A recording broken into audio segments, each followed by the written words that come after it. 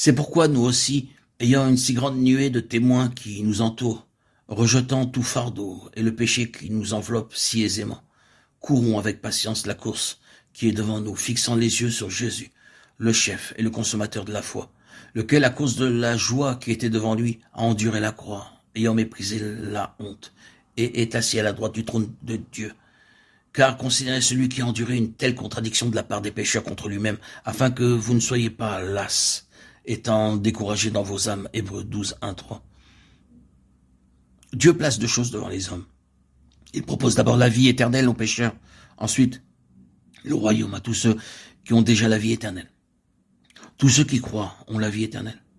Cependant, comme Jésus le disait à ses disciples qui avaient cru, car je vous le dis, si votre justice ne surpasse pas celle des scribes et des pharisiens, vous n'entrerez point dans le royaume des cieux. Matthieu 5, 20. Le Seigneur Jésus déclarait aussi, ceux qui me disent Seigneur, Seigneur, n'entreront pas tous dans le royaume des cieux, mais seulement celui qui fait la volonté de mon Père qui est dans les cieux. Matthieu 7, 21. Il nous a aussi montré que pour avoir la vie éternelle, nous devons seulement croire, mais pour entrer dans le royaume, il nous est demandé de remplir une autre condition. Dès qu'une personne est sauvée, Dieu la place dans une course qui est devant elle. La vie tout entière d'un chrétien peut être comparée à une course. Il ne s'agit pas de courir pour obtenir la vie éternelle. Cela ne signifie pas que celui qui gagne cette course recevra pour récompense la vie éternelle.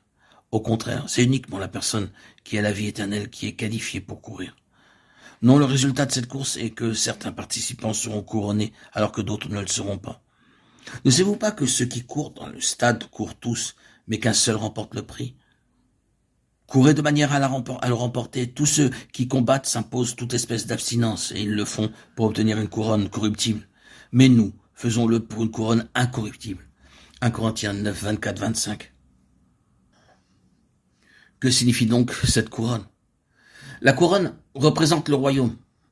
Elle signifie régner, avoir la domination et la gloire.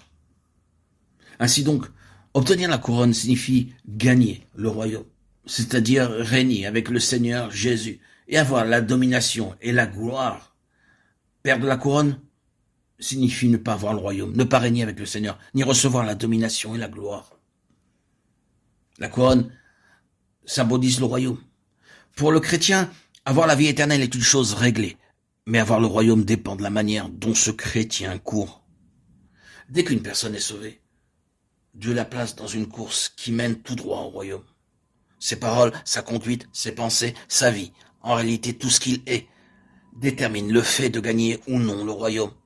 Le croyant qui refuse de courir cette course s'estime lui-même comme n'étant pas digne du royaume, et le croyant qui court pauvrement met en péril ses chances de gagner le royaume. Or, Dieu a déjà placé chaque chrétien dans cette course.